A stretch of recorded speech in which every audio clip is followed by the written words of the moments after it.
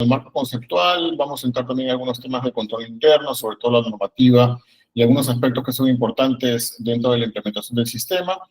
La siguiente clase ya vamos a ver formalmente los temas de implementación de control interno, un poco veremos el tema de lo que significa la determinación, identificación de riesgos, las matrices, la valoración del riesgo. Sin embargo, el día de hoy la idea es que podamos comentar un poco sobre estos temas que nos van a servir también para los dos temas, o sea, los 4 temas restantes que nos quedan en las siguientes 6 clases. Reitero, por favor, si tienen alguna pregunta, algún comentario, no duden en abrir su micrófono.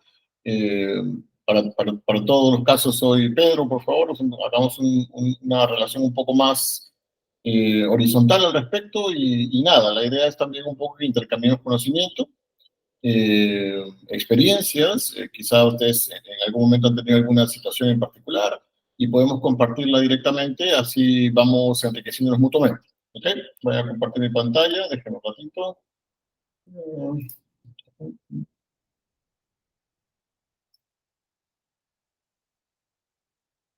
A ver. Por favor, ¿me pueden confirmar que se vea la pantalla o todavía no se ve?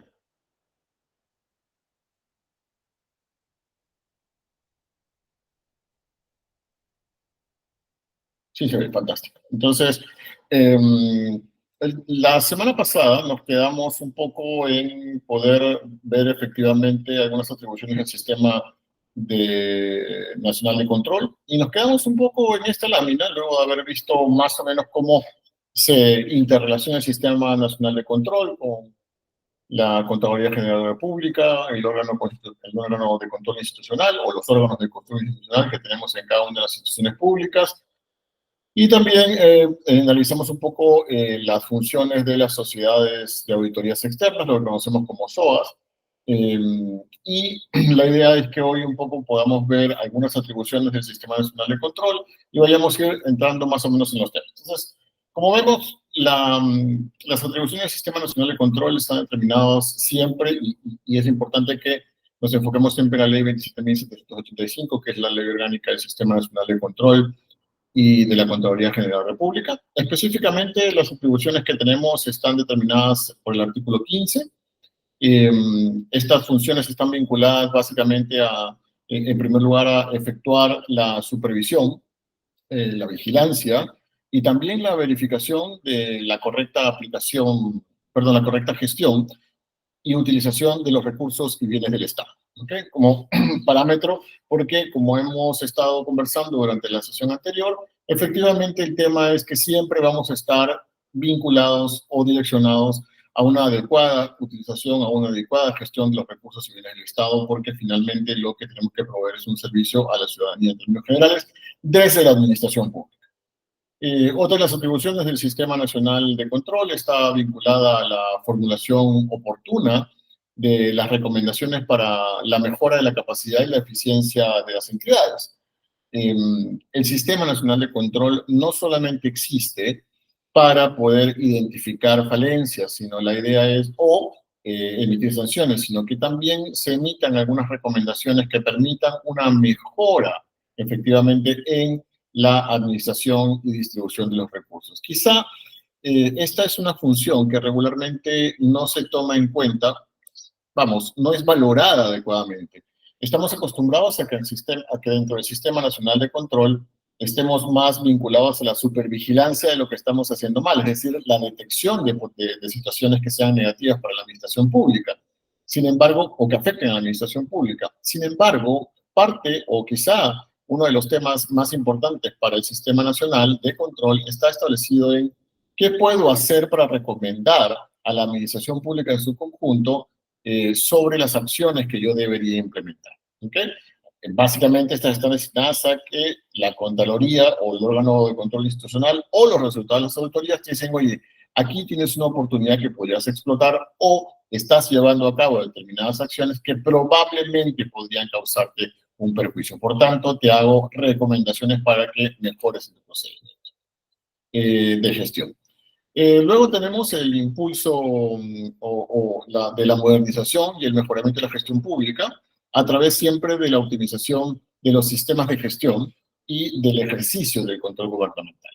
Y esto está muy vinculado a la formulación oportuna de recomendaciones, porque finalmente lo que se busca es que el sistema en su conjunto mejore a objeto de poder entregar un mejor servicio hacia la ciudadanía en general. Luego tenemos que otra de las atribuciones del Sistema Nacional de Control está en propugnar la capacitación permanente de los funcionarios y también funcionarios y servidores públicos en todas las materias de administración de control gubernamental. Y eso básicamente se promueve también a través de los planes de acción, de los controles que implementamos, de las oportunidades que se presentan. Y por tanto, esto es una de las funciones que tiene, perdón, atribuciones que tiene el sistema en su conjunto.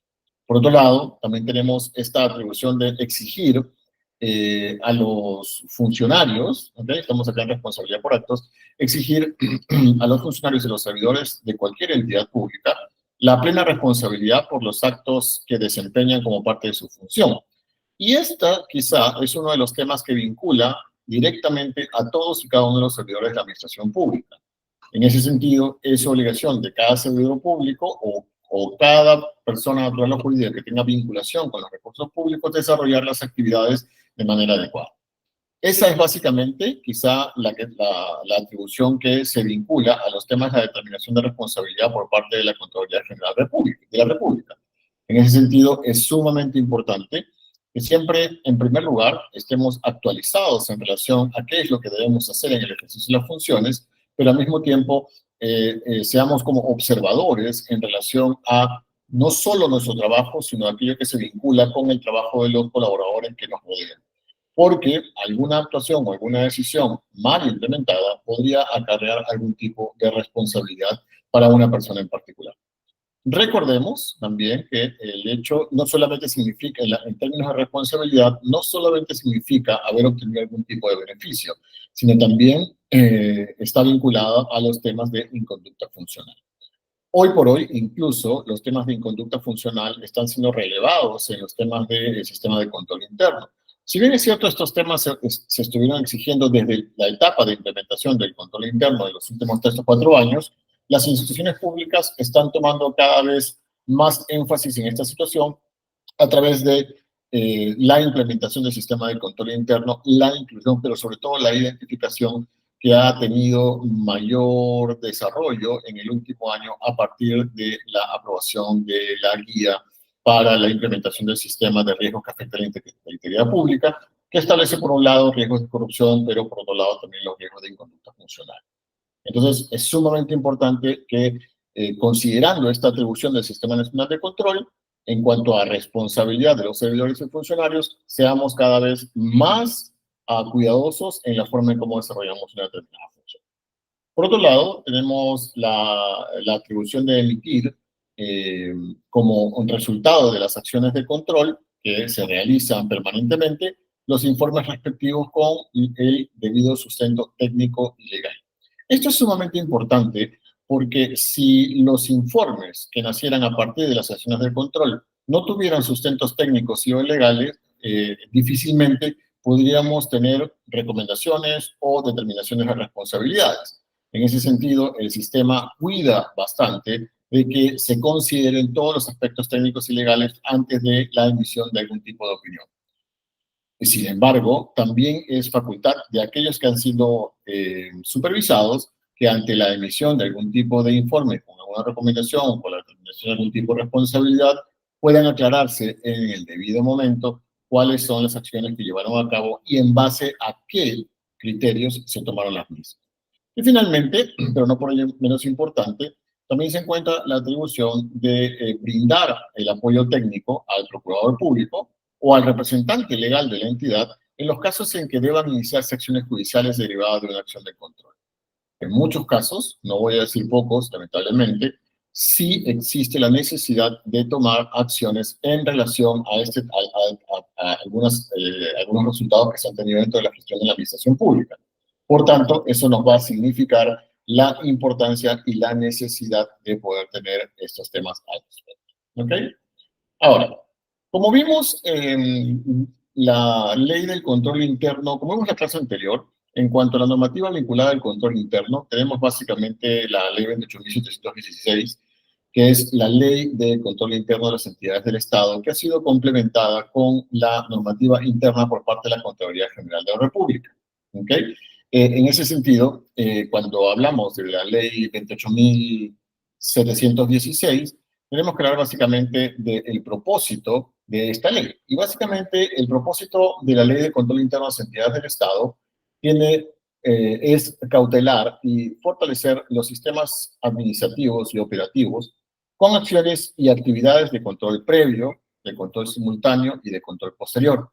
Con el tiempo hemos tenido las acciones de control concurrente y todos estos están vinculados básicamente a poder actuar contra cualquier acto o práctica indebida o acto de corrupción que pueda propender al debido y transparente logro de los fines, los objetivos, pero al mismo tiempo las metas institucionales de cada uno. Entonces, en ese sentido, el sistema de control interno se convierte o es un conjunto de acciones, pero también de actividades, de planes, de políticas, de normas, de registros. También es un conjunto de organizaciones y procedimientos conjuntamente con sus métodos que incluyen la actitud de las autoridades y del personal en general que se organizan y se instituyen en cada entidad pública.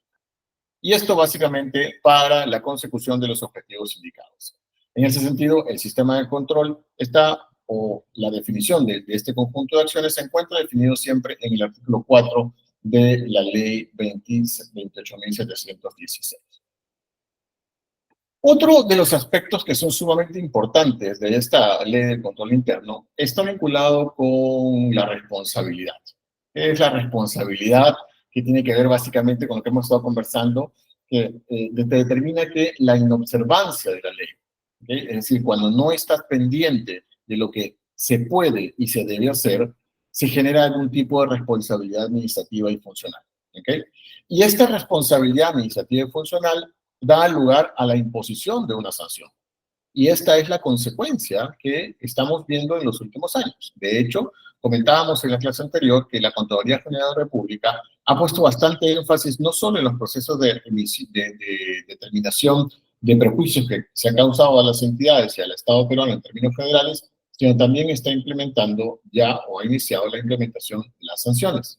Siempre, recordemos, de acuerdo a los principios del Sistema Nacional de Control, que las sanciones se aplican de acuerdo a la normativa existente.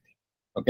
Entonces, recordemos que cuando tenemos responsabilidad administrativa funcional, esto es evidentemente sin perjuicio de que pueda determinarse una responsabilidad civil o incluso una responsabilidad penal cuando así procede. Entonces hay que tener presente que el accionar del funcionario público siempre está dentro de la identificación del proceso de control interno y el objetivo es, oye, vamos, hiciste algo inadecuado, hay que determinar si existe responsabilidad administrativa funcional, hay que determinar si existe un perjuicio que genere una responsabilidad civil o incluso una responsabilidad penal que finalmente puede llevar a sanciones mucho más graves. Ahora,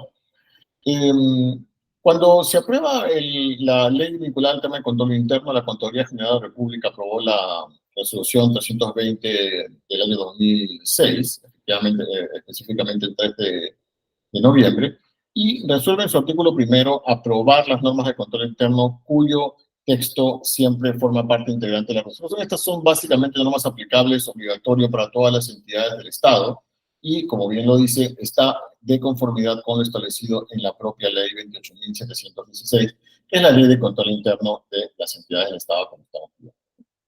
Cuando la Contraloría General de la República emite determinada cantidad, emite una determinada norma específica para los temas de control interno, siempre estas normas de control interno van a tener una estructura específica, ¿okay? Y eso es importante. Por ejemplo, las normas siempre van a tener un código, el código siempre es la numeración correlativa que se le asigna a cada una de las normas, tiene siempre el título, que es la denominación breve de la norma, su sumilla como parte dispositiva, que es decir, qué es lo que está enunciando o qué es lo que va a implementar en cada identidad, y, de ser necesario, un comentario que está vinculado a la explicación sobre los criterios que van a tomarse a objeto de facilitar la implementación en las entidades públicas. Esto sin prejuicio de las consultas que puedan realizarse desde las instituciones públicas hacia los órganos que ejercen el control gubernamental en todas y cada una de las instituciones. Entonces, cuando hablamos ya de la normativa propia del sistema de control interno, nos toca un poco también hablar sobre la definición del control interno. Habíamos hablado en la primera sesión sobre las definiciones del Sistema Nacional de Control. Habíamos hablado un poco del tema del control y su vinculación a partir de su definición con la gestión pública. En este caso, el control interno tenemos que entenderlo como un proceso integral que está efectuado por el titular de la organización, ¿okay?, o de la entidad, los funcionarios y los servidores de una entidad.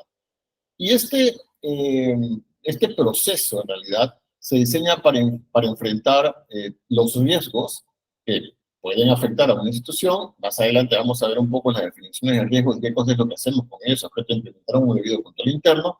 Y, finalmente, nos sirve para dar una seguridad razonable de que en la consecución de la misión de la entidad se alcanzan algunos objetivos generales. ¿Okay? Entonces, cuando entendemos al control interno como este proceso integral y hacemos mención a los objetivos, la idea es que un poco podamos ver cuáles son estos objetivos del control interno. Entonces, en primer lugar, tenemos que uno de los principales objetivos es, como lo hemos comentado en esta y la clase anterior, promover siempre la eficiencia, la eficacia, la transparencia y la economía en todas y cada una de las operaciones de la entidad pública, ¿okay?, de la institución bajo la cual estamos, en la cual estamos trabajando, desarrollando una utilidad. Así como, y esto es importante que no lo olvidemos, la calidad de los servicios públicos que la misma institución está prestando. En segundo lugar, otro objetivo del control interno es cuidar y resguardar los recursos y bienes del Estado. Y este cuidado y resguardo siempre lo tenemos que tener presente porque lo resguardamos contra cualquier forma de pérdida, contra cualquier forma de deterioro, contra un potencial uso indebido, contra actos ilegales, así como, en términos generales, contra cualquier hecho irregular o situación perjudicial que pudiera afectarnos. ¿Quién pudiera darme un ejemplo de cómo el control, un ejemplo del momento en que debe entrar el control interno? Con este segundo objetivo que se encarga de cuidar y resguardar los recursos del Estado en cualquier forma de pérdida, ¿qué situaciones son las que nosotros regularmente vemos en la administración pública? ¿Alguien puede darme un ejemplo? El más común de todos. Simple, ¿no? Puede ser uno elaborado también, pero me gustaría saber si tienen en la mente algún caso en donde tengamos, por ejemplo, una acción indebida que pueda causar una situación perjudicial o que signifique una situación irregular en la administración de los bienes públicos del Estado. Los escucho.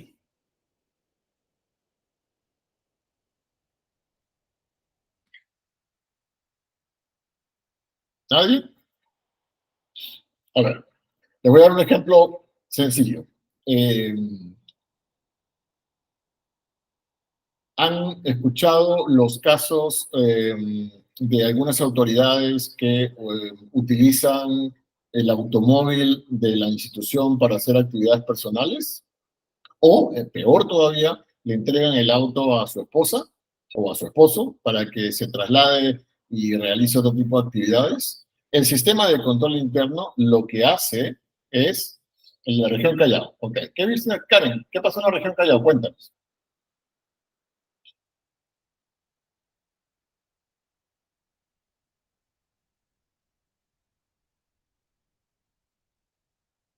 Usan las movilidades, efectivamente. El peculado de uso es uno de quizá las faltas que más se ha cometido en la administración pública en los últimos tiempos. Sin embargo, es sumamente interesante que con el tiempo cada vez escuchamos menos casos vinculados al tema. ¿Por qué? Precisamente porque han empezado las acciones de supervisión, de control y por tanto las acciones que se meten al respecto. Sin embargo, son ese tipo de situaciones las que busca evitar el control interno. ¿Okay? El tercer objetivo dentro del sistema de control interno está básicamente la supervisión para el cumplimiento de la normatividad que aplica a la entidad y a sus operaciones. Entonces, lo que busca el sistema es que no nos salgamos de esa línea, de ese sendero de actuación, y por tanto, poder verificar el cumplimiento, en este caso, del segundo de los objetivos, ¿ok? En lo que se relaciona. Otro tema es que el otro objetivo del control interno está vinculado a garantizar la confiabilidad y la oportunidad de la información. Y esto es sumamente importante en la medida en que estamos obligados dentro de la administración pública a poder tener toda la información que se requiera no solamente por parte del sistema de control, el Sistema Nacional de Control, sino también entregar la información fidedigna a objeto de que la ciudadanía, si así lo considera, pueda tener acceso. O también para la toma de decisiones en el desarrollo de las operaciones de la entidad. Si no podemos garantizar confiabilidad y oportunidad de la información, entonces el desarrollo de las funciones de una institución puede correr peligro. Otros objetivos está vinculado a fomentar e impulsar la práctica de valores institucionales. Y eso es un tema que desde mi experiencia, en los últimos 2 años se está desarrollando con bastante fuerza.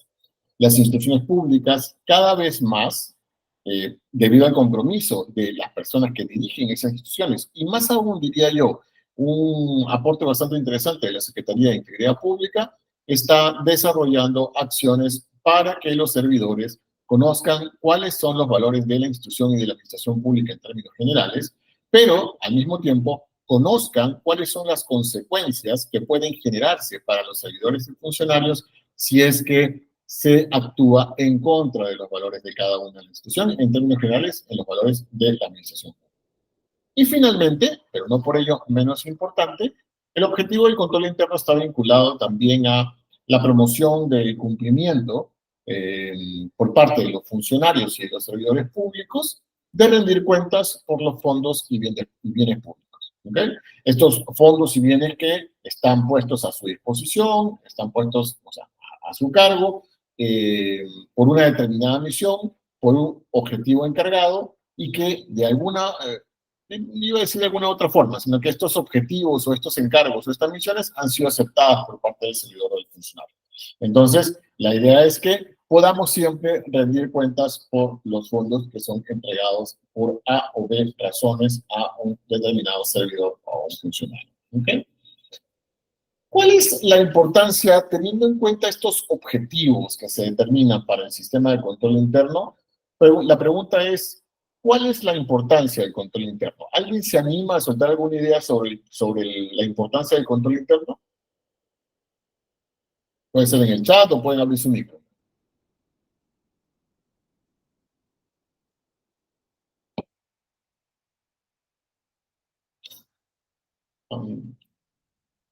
Hoy día, a ver, Jonathan nos dice mejor manejo de los recursos del Estado. Ok, ya.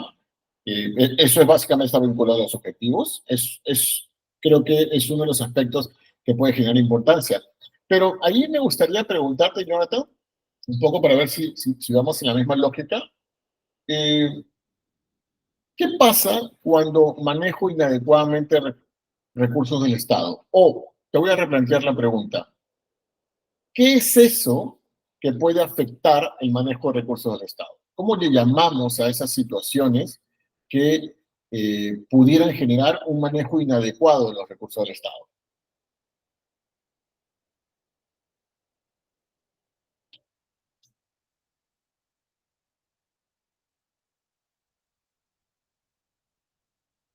Ok, Karen, vas en la misma línea de Jonathan, efectivamente. Es un adecuado recurso del Estado, efectivamente. A ver, vinculemos. Yo lo que necesito, como supongamos que yo sea una función pública, una institución pública, entonces tengo recursos asignados para el cumplimiento de determinados objetivos. Pero pueden haber situaciones por parte de algún servidor de funcionario o funcionario que evite una adecuada gestión del recurso. ¿Ok? Entonces, estas situaciones pueden ser por un interés particular para obtener un beneficio, ¿ok? O podrían ser por desconocimiento de lo que debo hacer, pero no hago, o aún sabiendo lo que debo hacer, no lo hago, tenga o no tenga beneficio. ¿Ok? Este tipo de situaciones, lo que nosotros llamamos son riesgos. ¿Ya? Vamos a ir tomando esta palabra desde este momento porque más adelante vamos a trabajar también lo que significa riesgos. Entonces, las cosas, las situaciones, los momentos, los hechos, los actos que puedan generarse y que eviten un manejo adecuado del recurso público se denominan riesgos. Entonces, la importancia del control interno se da en que permite minimizar los riesgos en la gestión pública. Y de esta manera contribuye al buen desempeño y al desarrollo de la ética en el accionar formalmente hablando. ¿Okay? Y esto, como consecuencia, nos va a traer logro de objetivos institucionales. Y la pregunta que la iba a hacer más adelante, pero creo que sale ahora, en el momento en que conversamos sobre la importancia del riesgo como objetivo para minimizarlo. ¿Es posible que desaparezcamos los riesgos de manera definitiva? ¿Alguien puede darme una idea, sí o no? La pregunta ¿es posible desaparecer los riesgos?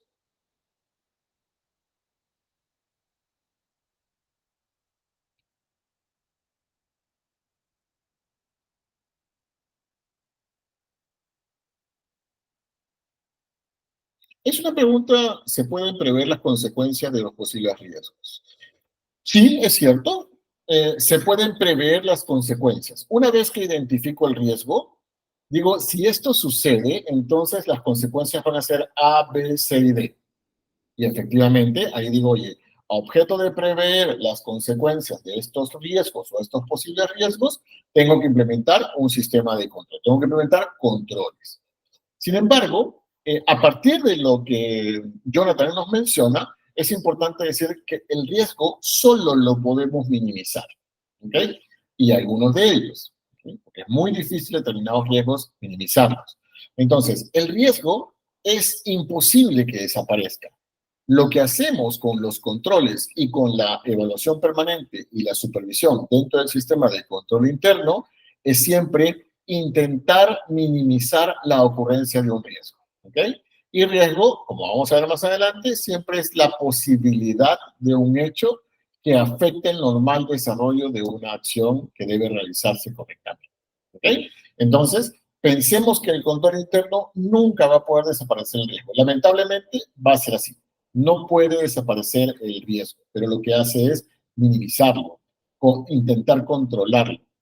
Pero cuando sucede, es decir, cuando esta situación riesgosa se presenta, el sistema lo que hace es implementar medidas que traten de disminuir los efectos del impacto de la comisión de ese riesgo. ¿Okay? Entonces, cuando yo identifico un riesgo, viene la parte que Jonathan bien expresa adecuadamente y te dice, oye, me sirve para prever las consecuencias. Pero cuando ya tengo identificadas las consecuencias, ¿ok? Yo debería estar preparado para implementar acciones que minimicen los efectos de esas consecuencias, del impacto que tuvo un hecho irregular o inconducta funcional, y hecho irregular como corrupción o inconducta funcional dentro del sistema. ¿Ok? Entonces, eh, cuando ya tenemos definido cuáles son los objetivos del control interno, cuando hemos definido básicamente la importancia del control interno, tenemos que hablar de las responsabilidades que tenemos dentro del sistema de control interno. ¿Ok?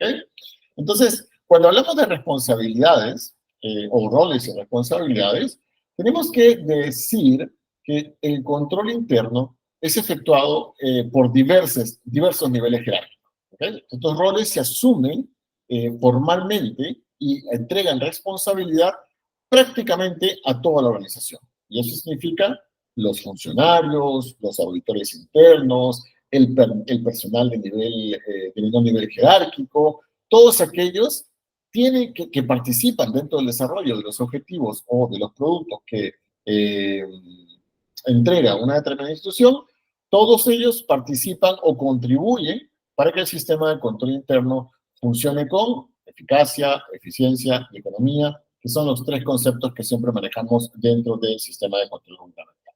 ¿Okay? Entonces, en este sistema, el titular los funcionarios y todos los servidores, si tienes el personal de la entidad, hago la diferencia de funcionarios y servidores, bueno, ya lo conocemos básicamente, pero tenemos que mencionar estos tres como tres estamentos, el titular o la alta dirección, si queremos llamarlo de esa forma, los funcionarios y todo el personal de la entidad son siempre responsables de la aplicación y la supervisión del control interno. ¿Okay? Pero también son responsables de mantener una estructura sólida en el control interno. Porque solo manteniendo una estructura sólida en el sistema de control interno en una institución, podemos promover el logro de sus objetivos, ¿no? Así como, nuevamente, reitero, la eficacia, la eficiencia y la economía de las operaciones que nosotros vamos planteando.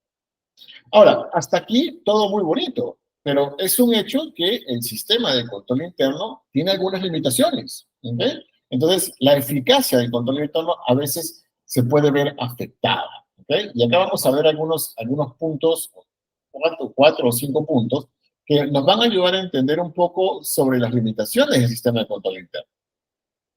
Algunas limitaciones que tenemos básicamente están vinculadas a la estructura, por la estructura misma del sistema de control, ¿no? Porque esta estructura de control interno a veces no puede garantizar esta gestión eficaz, eficiente, con registros de información financiera íntegra, con información precisa, con información confiable, y en algunos casos, diría que más de un caso, no está libre de errores. ¿Okay? No, a veces no tenemos información libre de errores, tenemos irregularidades, tenemos fraude.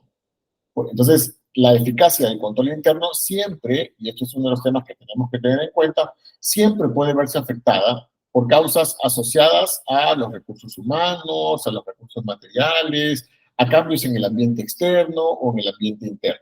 Recordemos que las instituciones públicas tenemos público interno, público externo, tenemos un contexto bajo el cual vamos desarrollando estas actividades dentro de la institución, pero también tenemos un contexto que nos rodea como tal en términos generales, que tiene que ver con aspectos económicos, aspectos sociales, aspectos logísticos, aspectos ambientales, etcétera, etcétera.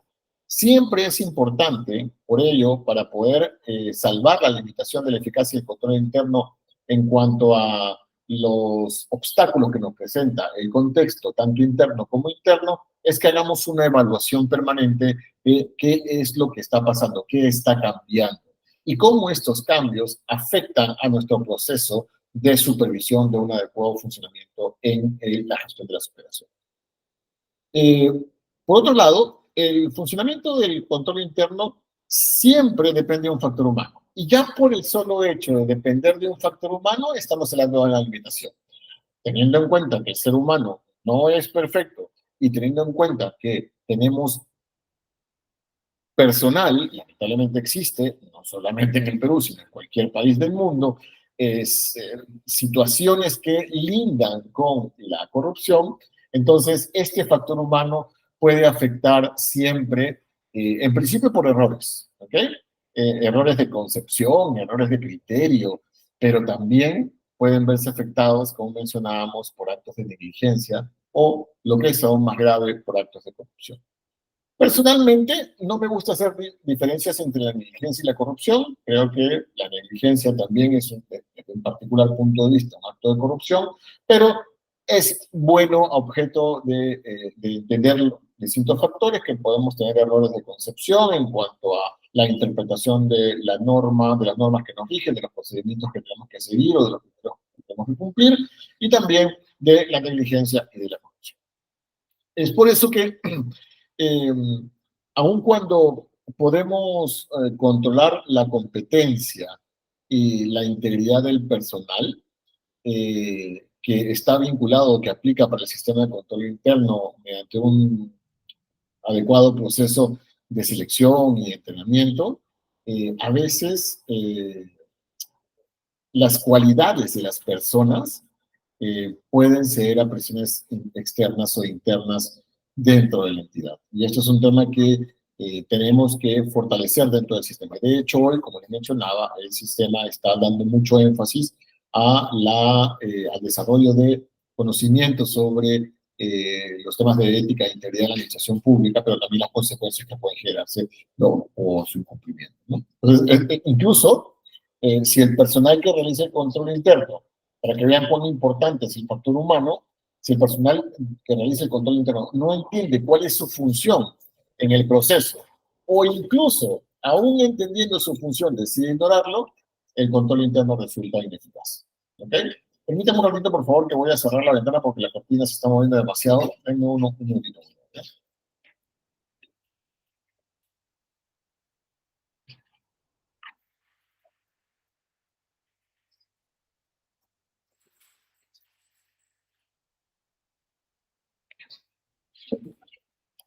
Gracias, mil disculpas. Entonces, estábamos en el tema del factor humano como una limitación para la eficacia del control interno.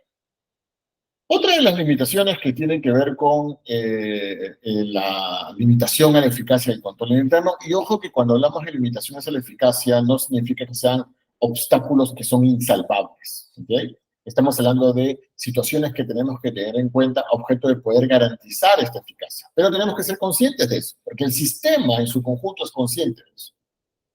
Entonces,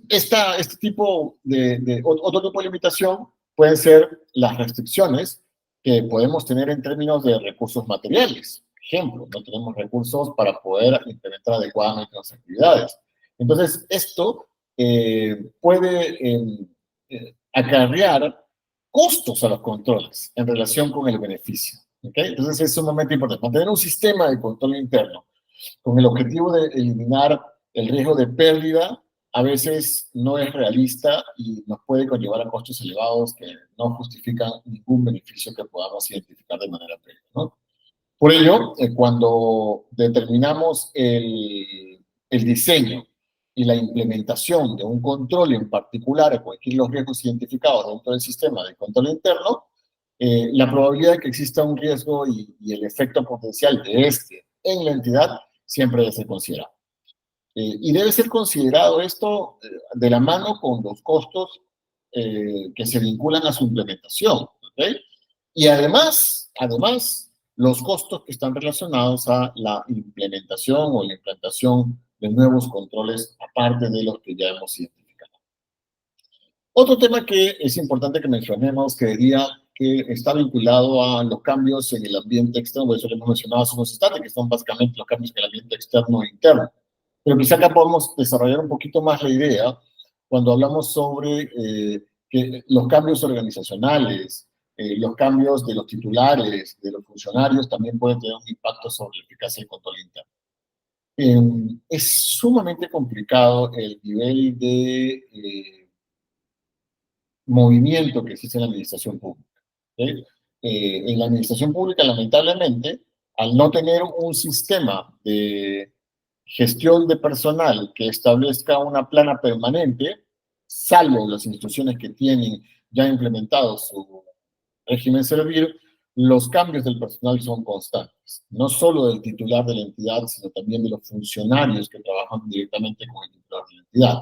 Y esto ocasiona que exista una afectación seria a la eficacia del sistema de control interno, ¿no? Entonces ahí tenemos que tener bastante énfasis. Por esto, siempre es importante que tanto el titular como los funcionarios designados evalúen periódicamente los controles internos. También deben informar al personal sobre los cambios que se van a implementar, pero más importante, es necesario que se cumplan los controles dando el ejemplo de la alta dirección hacia las instancias que se van a desarrollar abajo. ¿Okay? Entonces, teniendo en cuenta estas limitaciones, lo importante es que veamos que incluso estas limitaciones significan riesgos. Y son estos riesgos precisamente los que el Sistema Nacional de Control busca de alguna manera combatir. Entonces, dicho esto, cuando entramos ya formalmente a los roles obligatorios en materia formal de control interno, pues lo hemos visto hace unos minutos, está por un lado la Contraloría General de la República, que nos dicta la normativa general y específica que se orienta siempre a la implementación, una primera etapa de la implementación, y ahora estamos en gestión y seguimiento, y del funcionamiento del control interno en cada una de las entidades del Estado, ¿no? Por otra parte, en la entidad pública están los roles de titular de la institución, sus funcionarios y todos y cada uno de los servidores, no importando el régimen al que pertenezcan. Y ellos tienen básicamente, su obligación está en la implementación del sistema de control interno, en cada uno de sus procesos y actividades, con los recursos que puedan garantizar la adecuada implementación del mismo, ¿no? Entonces, las instituciones públicas ya han pasado por un proceso de implementación del sistema de control interno.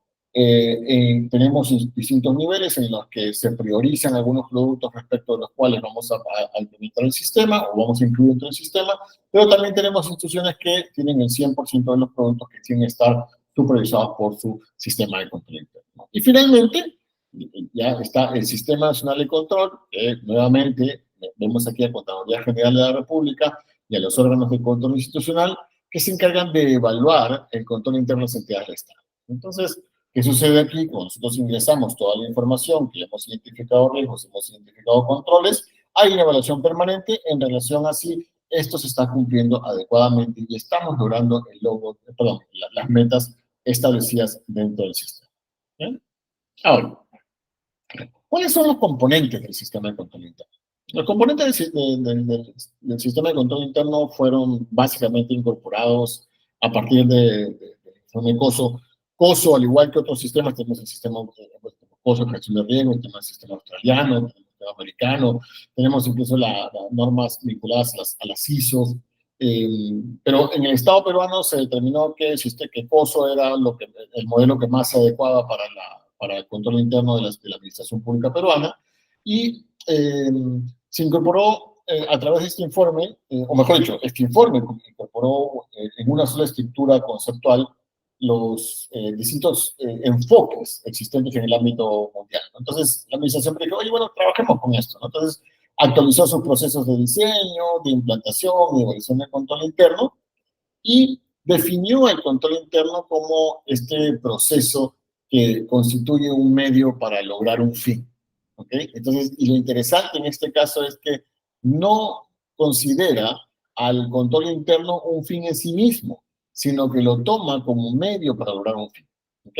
Entonces, se indica, y ahí un tema importante, que el control interno está compuesto por 5 componentes que vamos a desarrollar a lo largo de esta clase y probablemente un poquito de la siguiente si es que no nos da el tiempo. Y estos componentes que se interrelacionan son el ambiente de control, la evaluación de riesgos, las actividades de control gerencial, la información y comunicación y la supervisión. Entonces, todos estos componentes forman parte del sistema y nos ayuda como si fuera por etapas desde la implementación hasta la evaluación permanente, que en algunas personas le llaman la última etapa del sistema de control interno. A mí me gusta llamarlo que es básicamente el que engloba todas las etapas del sistema de control interno o todos sus componentes y le da vida permanente y lo va actualizando. ¿Ok? Porque la última etapa, la de supervisión, lo que busca también es ir viendo si se cumple con los objetivos establecidos en tu sistema de control o si es absolutamente necesario o recomendable que podamos ir cambiando, evaluando de manera permanente, dejando de lado algunos riesgos, implementando nuevos controles, algunas medidas de remediación específicas, o te pide algunas específicas a objeto de que puedas ir salvando determinada situación. Entonces, ese es un tema que estos 5 componentes son importantes y que vamos a ir desarrollando. Entonces, cuando desarrollamos estos componentes, nos vamos a ir primero al ambiente de control. ¿Okay? Entonces, cuando vemos el ambiente de control, nosotros vamos a encontrar las normas generales para el componente ambiente de control. Y esto es básicamente, estas normas generales para el componente del ambiente de control define el establecimiento de un entorno organizacional que sea favorable siempre al ejercicio de la buena práctica. ¿Okay? Y de manera adicional, que promueva valores, conductas y reglas apropiadas para poder sensibilizar a los miembros de una institución.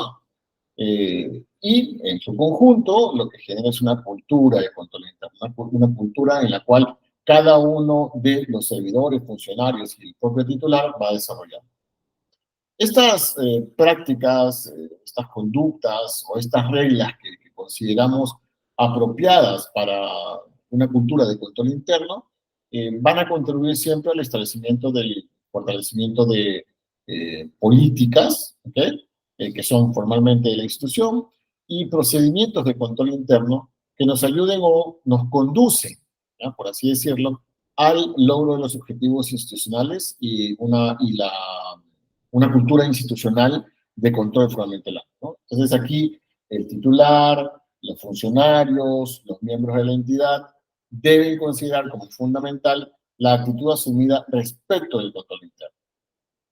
La naturaleza de esa actitud respecto del control interno nos va a ayudar a desarrollar el clima organizacional adecuado, pero, ¿ok? Sobre todo, nos permite proveer una disciplina. Eso es sumamente importante en el sistema de control interno. Una disciplina a través de los cuales nosotros podamos influenciar que se ejerza un determinado comportamiento del personal, pero en conjunto, ¿no?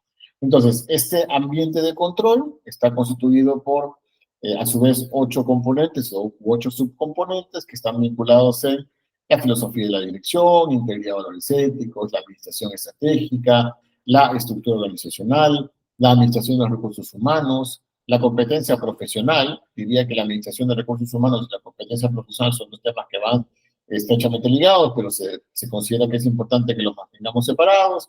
La asignación de autoridad y la responsabilidad, eso lo vamos a ver, y el órgano de control institucional dentro de la institución, ¿no? Entonces, permítame un minuto, por favor.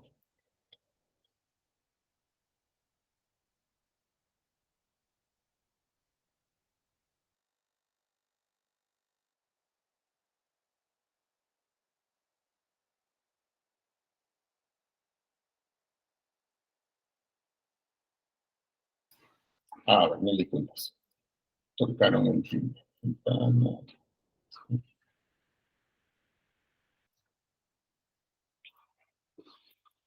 Listo. ¿Podemos ver la pantalla nuevamente?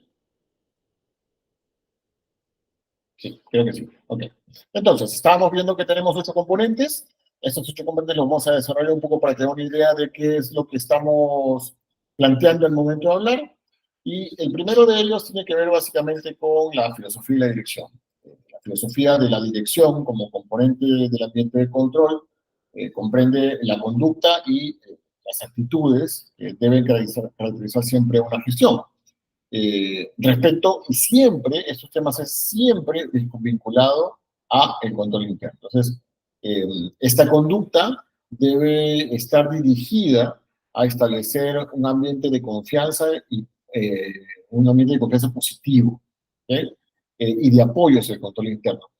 ¿Por qué es importante que tengamos por qué se determina este pilar de la necesidad de confianza positiva y de apoyo dentro del sistema de control interno? Porque solemos, y esto es un tema que es muy común en la administración pública, solemos entender al control interno como una situación que lo que va a hacer es sancionar, cuando en realidad el control interno lo que nos ayuda precisamente es evitar situaciones riesgosas que a su vez eviten la posible determinación de responsabilidades. Entonces, se considera la necesidad de una filosofía de la dirección que esté vinculada a generar confianza positiva y apoyos al sistema de control interno. Entonces, esto básicamente lo hacemos a través de actitudes de aprendizaje, de innovaciones, de acciones de transparencia en la toma de decisiones, de conductas orientadas siempre a valores éticos y también a una determinación que nos empuje hacia una medición objetiva del desempeño que tenemos como servidores. Luego tenemos los temas de integridad y valores éticos. Los temas de integridad y valores éticos básicamente están relacionados a la integridad y los valores del titular, de los funcionarios, de los servidores, tienen necesariamente que determinar sus preferencias y juicios de valor que se traduzcan de alguna manera en normas de conducta y estilos de gestión. Eso es básicamente promover ética e integridad. Entonces aquí el titular o el funcionario designado y todos los servidores siempre deben mantener una actitud de apoyo hacia este tema de control interno. ¿Okay? Y ese tema de control interno, como mencionamos, se basa en integridad y en valores éticos establecidos en la misma entidad. Tenemos algunos casos que podemos mencionar de manera permanente. Esto lo vemos hoy por hoy, como les mencionaba, todas las instituciones del Estado están planteando un poco el tema de lo que significa el trabajo ético e íntegro. Un poco también busca relevar la importancia de este tipo de actuaciones en torno a la revaluación del servidor público. Y por tanto es algo que tenemos que ir un poco. Entonces, también tenemos el tema de la administración estratégica. Y esto no significa otra cosa que las entidades del Estado siempre requieren de una formulación sistemática y positiva que esté relacionada, vinculada estrechamente con los planes estratégicos y objetivos de la misma administración, ¿no?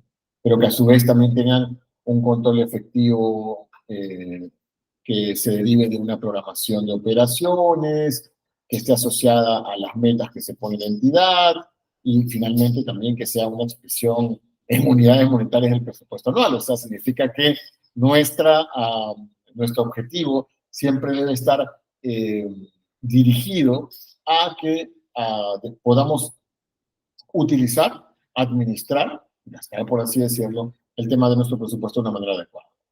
Entonces, la administración estratégica se debe entender como este proceso de planificación con un componente de visión, de misión, de metas y de objetivos estratégicos.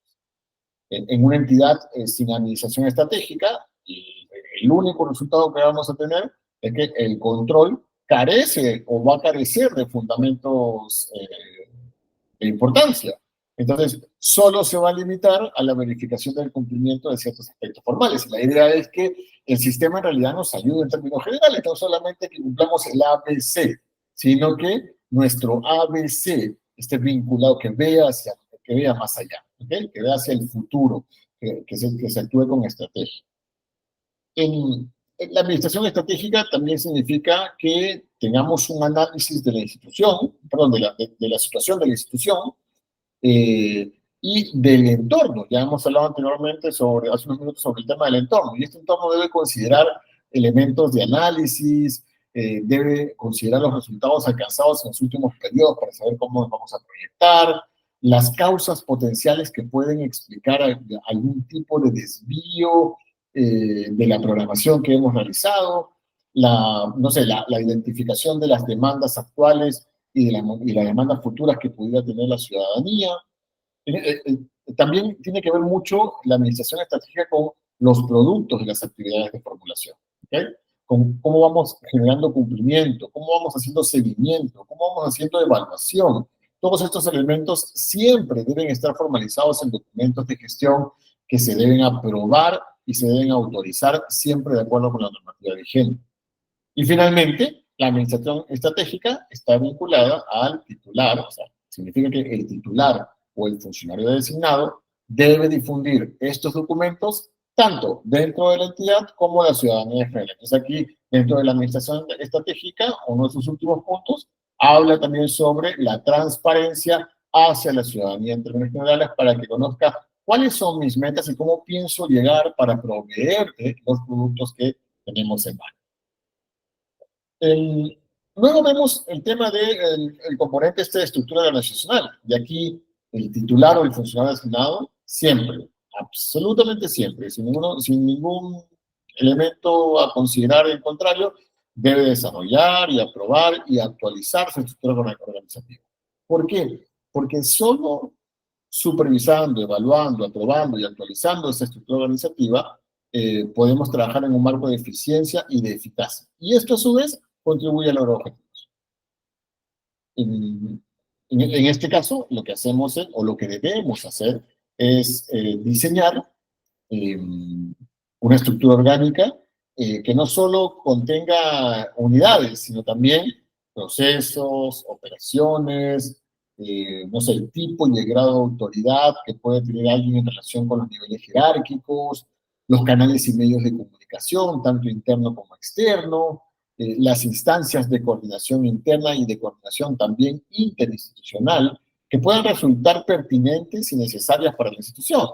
Entonces, el resultado de toda esta labor siempre debe formalizarse en manuales de procesos, en manuales de organización y funciones, y también en organigramas, ¿no? Entonces, cuando hablamos de la estructura organizacional, y ahí Se puede resumir, se refiere siempre a la forma en que se dividen, agrupan y coordinan las actividades de una organización.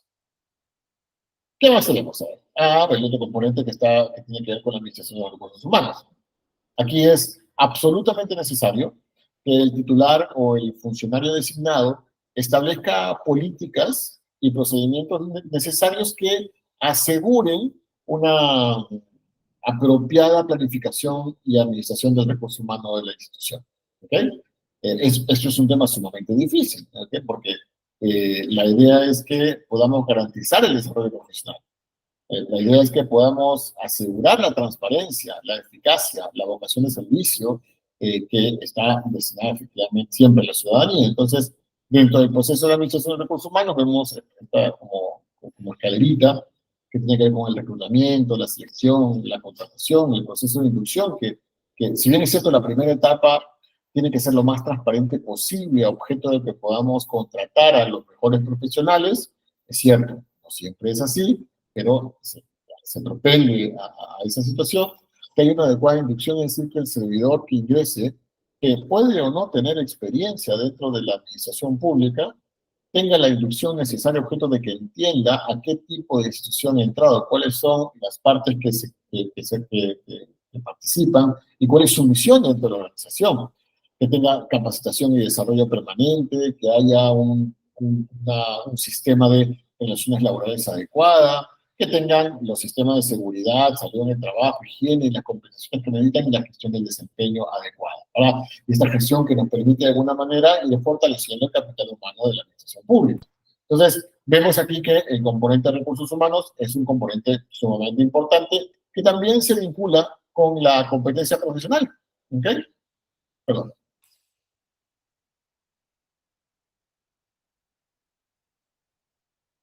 Y aquí, cuando hablamos de competencia profesional, estamos hablando de que tanto el titular como o el funcionario designado debe reconocer como elemento esencial para el sistema de control la competencia profesional del personal.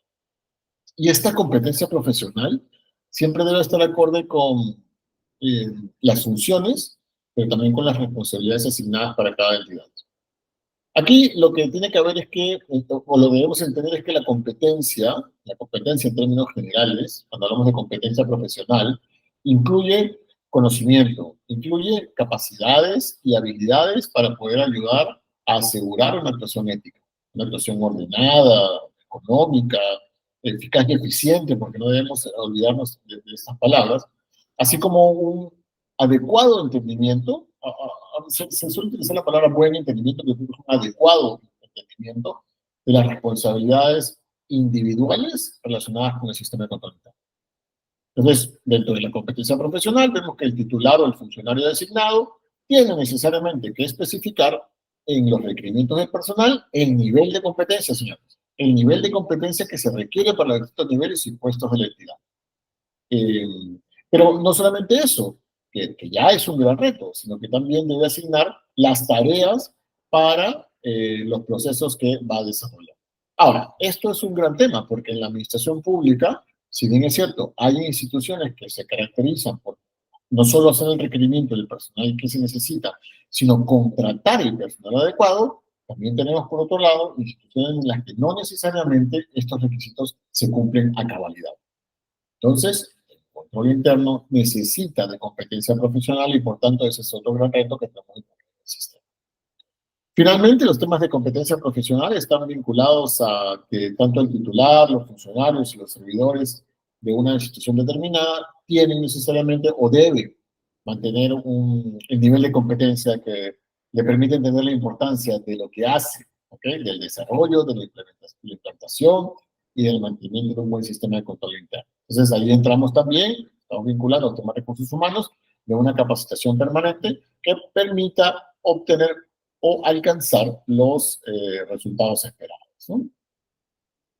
Cuando hablamos del componente de asignación de autoridad y responsabilidad, y estos son los componentes que son más importantes, aquí lo que intentamos decir es que es absolutamente necesario asignar claramente al personal sus deberes y responsabilidades. ¿Okay? el servidor y funcionario tiene que entender claramente quién es en la institución, cuáles son sus obligaciones y qué responsabilidades tiene dentro de la consecución de los objetivos o la obtención de los productos de la organización. Así como también, por supuesto, establecer las relaciones de información en todos los niveles y reglas de autorización, pero también es importante que los servidores conozcan los límites de su autoridad. ¿Okay? Entonces, cuando asignamos autoridad y responsabilidad, el ambiente de control se ve fortalecido. ¿Ok? Entonces, vemos que se ve fortalecido en la misma medida que los miembros conocen claramente sus deberes y responsabilidades. Entonces, solo cuando los servidores conocen adecuadamente o claramente sus deberes y responsabilidades, se impulsa esta iniciativa para enfrentar y solucionar los problemas. Yo sé qué es lo que tengo que hacer, tengo claro a dónde quiero llegar, tengo claro qué herramientas tengo que hacer y, por tanto, implemento un proceso que me permita solucionar potenciales problemas. Al mismo tiempo, cuando asignamos autoridad y cuando asignamos responsabilidad dentro de un sistema de control interno, estamos fomentando el sentido de pertenencia. Es decir, lo que tengo que hacer, lo hago porque soy parte de la institución. Entonces, para que sea eficaz, mencionamos, debe haber un aumento de la delegación de autoridad y se requiere también de un nivel de competencia e integridad. En resumen, es eso. ¿Okay? Autoridad, competencia, integridad para el desarrollo de la función. Y luego, bueno, ya viene después, en las normas generales para el componente ambiente de control, tenemos formalmente al órgano de control institucional. Entonces, aquí, cuando vemos la existencia de actividades de control interno, siempre están a cargo de una unidad orgánica especializada.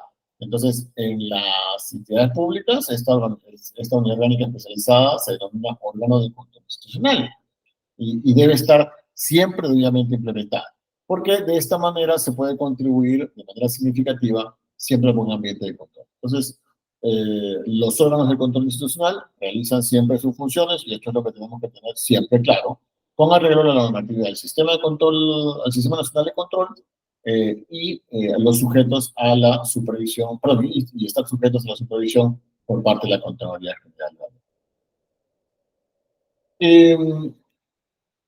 En el componente del sistema de control interno tenemos esta parte que me gusta mucho, que es la norma general para el componente de evaluación de riesgos. Entonces, el componente de evaluación de riesgos abarca este proceso, que era lo que comenzamos al inicio de esta sesión. Es la evaluación, es ese proceso, en realidad, no es una evaluación, sino es un proceso y análisis de las situaciones, entiéndase riesgos, ¿okay? Situaciones como riesgos, a los que está expuesta una entidad para el logro de sus objetivos y para la elaboración de respuestas que sean adecuadas a ese tipo de riesgos. ¿Okay? La evaluación de los riesgos siempre es parte de un proceso o del proceso de la administración de riesgos formalmente hablando. ¿Okay? Esta evaluación es parte de un proceso de administración de riesgo porque incluye la primera parte, que es el planeamiento de la administración de los riesgos, es decir, oye, ¿qué cosa es lo que yo hago o qué es lo que voy a hacer? ¿No? Tengo una determinada cantidad de procesos, estos procesos participan en la consecución de estos productos y tengo que elaborar un plan para poder empezar a trabajar. ¿Okay? Luego llego a la identificación de los riesgos, es decir, te digo, vamos a ver, tengo 4 procesos. Estos procesos se encargan de tener como parte, o sea, como resultado de la cadena de valor, 3 o 4 productos. ¿Okay? Entonces, voy a identificar cuáles son las situaciones riesgosas, los actos de riesgo que pueden, o los actos riesgosos que pueden hacer, o aquellos elementos internos o externos, situaciones internas o externas que puedan afectar la consecución o el logro de mis objetivos como producto final. Entonces, una vez que tengo todo este grupo de riesgos, pueden ser desde 1 hasta 100, voy a acumularlos en familias, porque claro, no puedo tener 100 o 200 riesgos, sino que los voy a acumular y voy a intentar reducirlos para objeto de poder tener un número objetivo que me permita también realizar una valoración. Entonces, de los 100, hago un segundo análisis, ahí vamos a ver algunos mecanismos mediante los cuales nos permite hacer un análisis para la evaluación de los riesgos, identifico familias, voy juntando las redacciones, hago un gran riesgo probablemente acumulando 5, 6, 7 o más riesgos que están dentro de un mismo grupo familiar, y luego les voy a dar una valoración. Y la evaluación de los riesgos siempre se va a obtener, como vamos a ver más adelante, multiplicando la probabilidad de ocurrencia de este riesgo o de esta situación riesgosa, la probabilidad de ocurrencia por el impacto que me va a generar en la organización. Entonces, cuando determino que tengo probabilidades y tengo impacto y los multiplico, tengo resultado, tengo mis riesgos valorados, que pueden ser riesgos bajos, medios, altos o muy altos. Para el caso del sistema de la administración pública, en realidad, siempre intentamos supervisar riesgos a partir de medios arriba, dado los altos niveles de corrupción. Y bueno, después tenemos el componente que está vinculado con la respuesta al riesgo, es decir, qué voy a hacer para controlarlo y más allá de eso, qué cosa es lo que voy a hacer cuando un riesgo en particular se haya evidenciado, es decir, se haya manifestado. ¿Ya? Entonces, ¿qué es el riesgo? Es un tema que hemos estado viendo. El riesgo siempre, señores. Cuando alguien desarrolla riesgo y cuando entremos a poder implementar el sistema, cuando implementamos el sistema de control interno dentro del Sistema Nacional de Control, vemos que el riesgo es la probabilidad de que pueda suceder un evento, un acontecimiento que afecte de manera...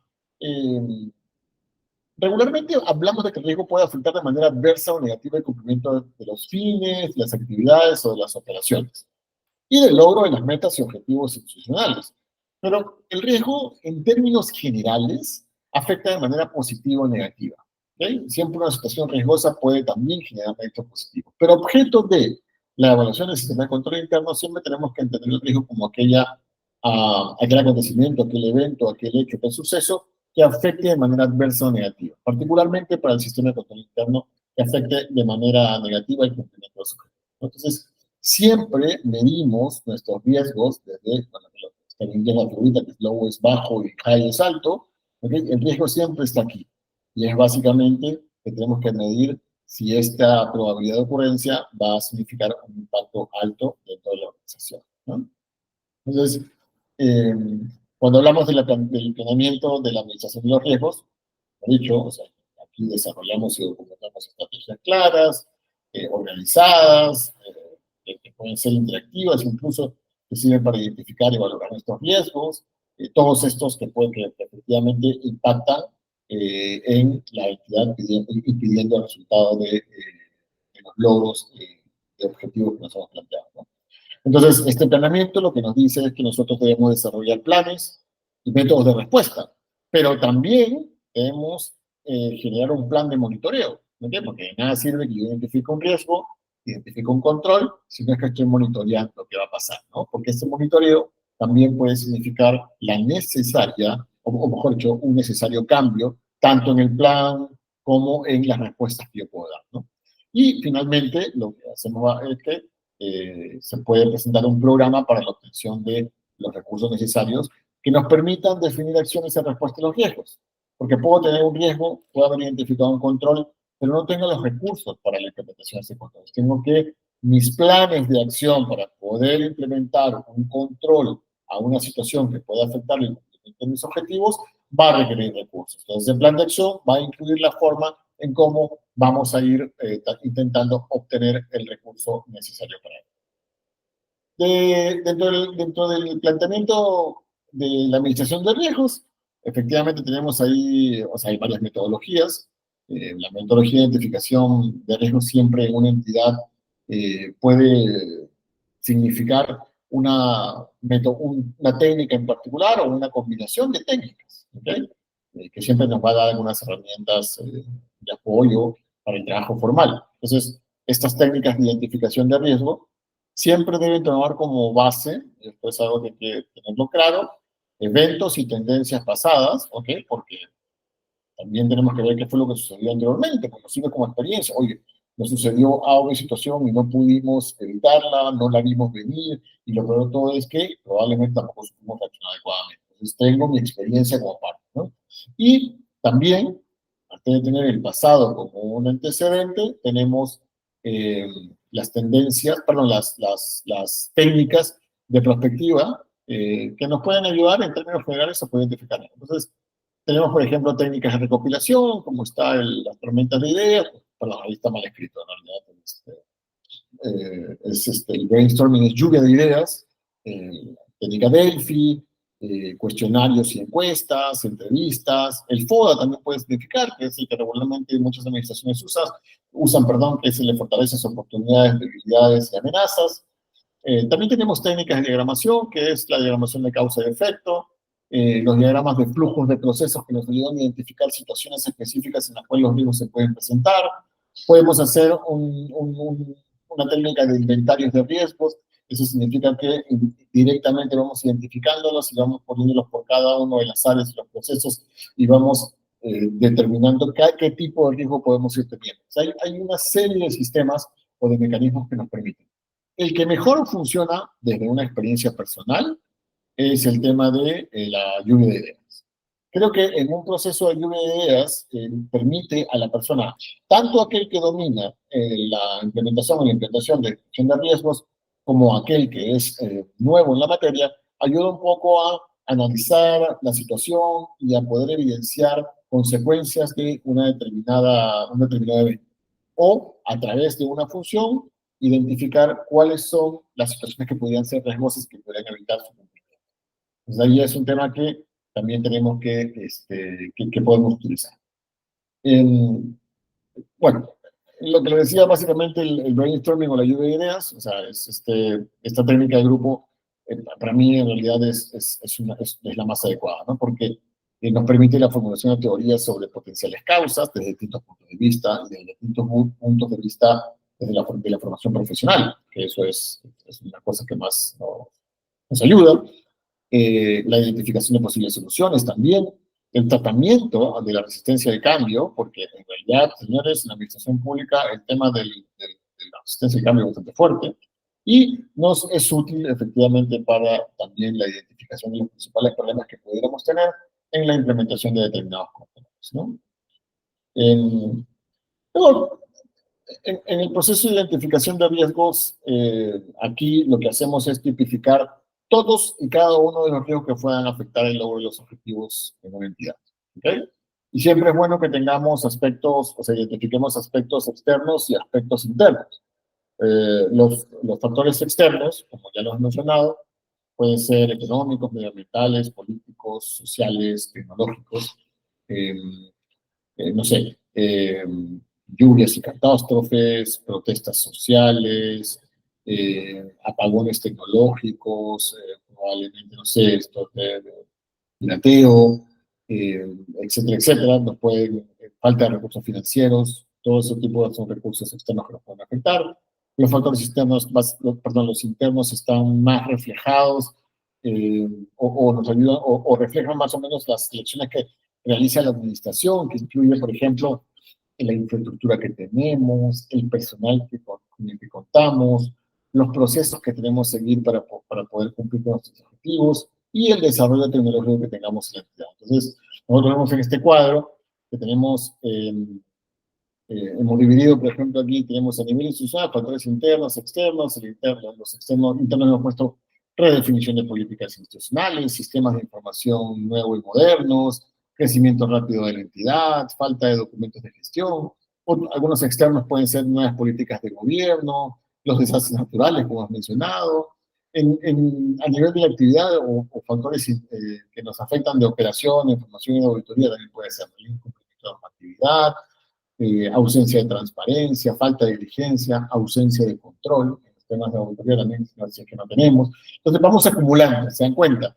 Tenemos tanto si son internos como externos y vamos acumulando por familias. Entonces ahí tenemos un tema tanto a nivel institucional como a nivel de las actividades que nosotros tenemos.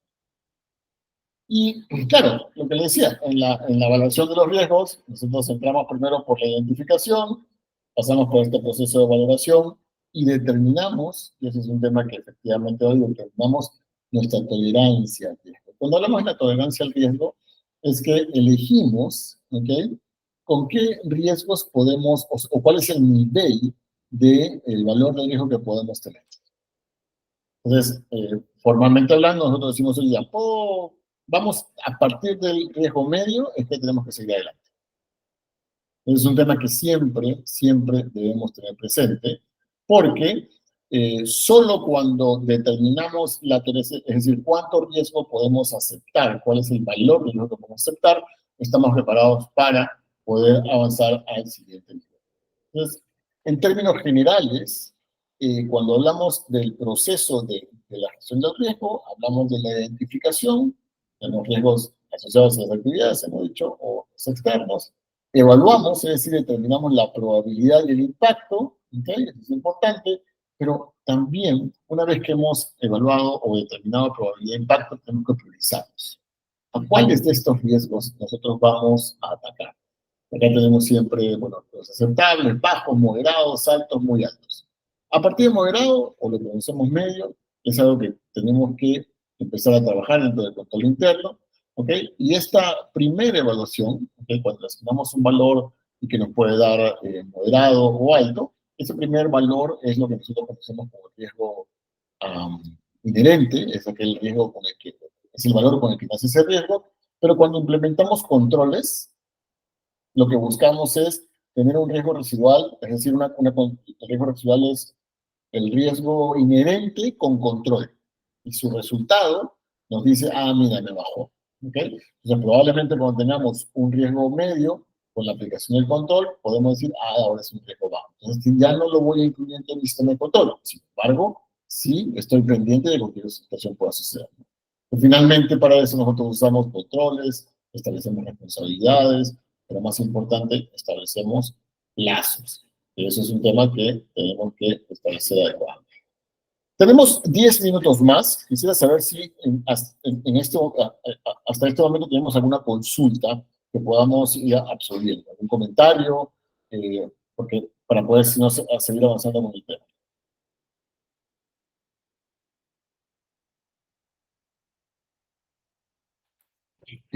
Bueno, probablemente estamos bien entonces. Eh, Ahora, para el componente de actividades de control gerencial, el componente de actividades, o sea, este comprende políticas y procedimientos previamente establecidos. La idea es que esto asegure que están llevando a cabo todas las acciones necesarias en la administración de los riesgos que pueden afectar el logro de los objetivos de la entidad, ¿no? Entonces, de esta manera, lo que hacemos es contribuir a asegurar el cumplimiento de todas las actividades que eviten la posibilidad de la presentación o la ejecución o la materialización de un riesgo particular, ¿no? Entonces, aquí lo que hacemos es básicamente asignar responsabilidades. Pues la responsabilidad por cada proceso, por cada actividad o por cada tarea organizacional tiene que ser claramente definida, ¿ok? Y tiene que ser específicamente asignada, pero más allá de eso, independientemente de la definición de la tarea y la asignación de la misma, es decir, esta responsabilidad sea un servidor o un funcionario, lo que sucede aquí es que tiene que ser formalmente comunicada al funcionario que más estará a cargo, ¿no? Entonces, la ejecución de los procesos y las actividades o las tareas que se puedan tener deben contar siempre con la autorización y con la aprobación del funcionario con el rango de autoridad respectiva. Entonces ahí nosotros vemos que podemos hacer una matriz de asignación de funciones. Entonces, ejemplos hay muchos, en donde tenemos el código de la actividad, que normalmente es un número, el número de actividades que vamos a tener, el colaborador o los colaboradores que vamos a plantear, y acá de alguna manera ponemos la responsabilidad y quién es el que va a desarrollar cada uno de estos aspectos que es absolutamente importante, objeto de que podamos tener un adecuado sistema de control o un sistema de control interno. Entonces, igual la segregación de funciones es importante en este campo, que es lo que intentamos finalmente hablar, porque la segregación de funciones en los cargos o en los equipos de trabajo siempre contribuye a reducir los riesgos de error, ¿ok? Pero más allá de eso, contribuye a reducir los riesgos de fraude en los procesos. Es decir, o sea, un solo cargo o equipo de trabajo no debe tener el control de todas las etapas para un proceso. Eso es un tema que tenemos. Si de lo contrario, el sistema no funciona. Siempre tenemos que diversificar, pero en el sentido de distribuir las funciones, no acumularlos en una sola persona o un equipo, porque esto puede ocasionar una determinada cantidad de errores que finalmente pueden ser perjudiciales para la institución. Ahora, otra norma básica para la actividad de control gerencial, como uno de los componentes de los que estamos hablando, es básicamente la evaluación costo-beneficio. Y esto es básicamente que el diseño y la implementación de cualquier actividad o procedimiento de control siempre debe ser antecedido, ¿ok?, por una evaluación de costo-beneficio. Y aquí en la evaluación de costo-beneficio debemos considerar los criterios de factibilidad y también de la conveniencia en relación con el logro de los objetivos. ¿Okay? Es sumamente importante porque de esa forma podemos maximizar los beneficios, de esa forma podemos maximizamos beneficios y costos, ¿ok? Y también, en otro caso, podemos minimizar los costos que puedan alcanzar cualquier nivel de beneficio dado, ¿no? Entonces, ahí hay un tema de una... Es importante que magnifiquemos beneficios y maximicemos, perdón, maximicemos los beneficios y maximicemos los costos para obtener estos beneficios. Entonces, es sumamente importante que este tema lo tengamos siempre mapeado, ¿no? Ahora, hay controles también, hay controles sobre el acceso de los recursos o archivos. Y en este caso, el acceso a los recursos o archivos siempre debe limitarse al personal autorizado eh, que sea responsable por la utilización y custodia de los mismos. Esta responsabilidad en cuanto a la utilización y la custodia de los archivos, de la información, siempre debe evidenciarse a través de registros, en inventarios, en recibos, documentos, que nos permitan llevar siempre un control efectivo sobre los recursos que tenemos ahí. Bueno, es 8:25. Quiero saber si tienen alguna pregunta, porque ya los otros temas que vamos a tratar estarían más vinculados ya al siguiente punto, pero quizá lo que podamos hacer es un poco hablar sobre la evaluación del desempeño dentro de las actividades básicas del control gerencial. Eso me interesa mucho que lo podamos ir analizando ahora, un poco ya para entrar a los temas que tenemos que tratar en la siguiente clase. En la evaluación del desempeño, nosotros lo que hacemos es aquí, o lo que debemos hacer es efectuar siempre evaluaciones permanentes de la gestión. Y aquí tomamos como base regular los planes organizacionales y las disposiciones normativas que se encuentran vigentes al momento de la implementación de estos sistemas, porque eso nos permite prevenir y corregir cualquier deficiencia o irregularidad eventual que pueda afectar, como hemos venido diciendo, los principios de eficiencia, de eficacia y de economía, pero también los principios de legalidad aplicables. Entonces, en la evaluación, nosotros lo que tenemos ahí en términos generales es básicamente información, comunicación, formación, identificación del potencial, el clima laboral, la validación de los procesos de selección, el sistema de compensación, la mejora continua. Entonces, básicamente, la evaluación del desempeño del personal es un elemento que nos ayuda enormemente, no solamente para determinar la utilización de los elementos del control interno dentro de la organización, sino también el compromiso que se tiene respecto a su participación en el sistema. Y creería que aquí podríamos quedarnos el día de hoy hasta la siguiente clase, que es, corrígeme por favor, ¿cuándo es el día viernes? ¿A qué hora? A las 8 de la noche. 8 de la noche el día, perdón, el día sábado, ¿cierto? Sí, el día sábado. El día sábado. Entonces, no sé si tenemos hasta aquí alguna pregunta.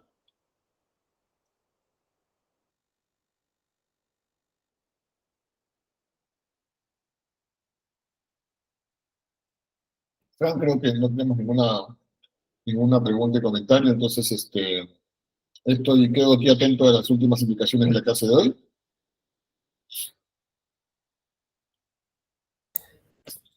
Bien, estimado. Bueno, muchísimas gracias por la clase del día de hoy. Ha estado también muy clara, muy didáctica, ¿no? Hemos visto aquí algunas participaciones a través del chat y bueno, agradecerle también a los participantes, ¿no? Por habernos acompañado en la clase del día de hoy.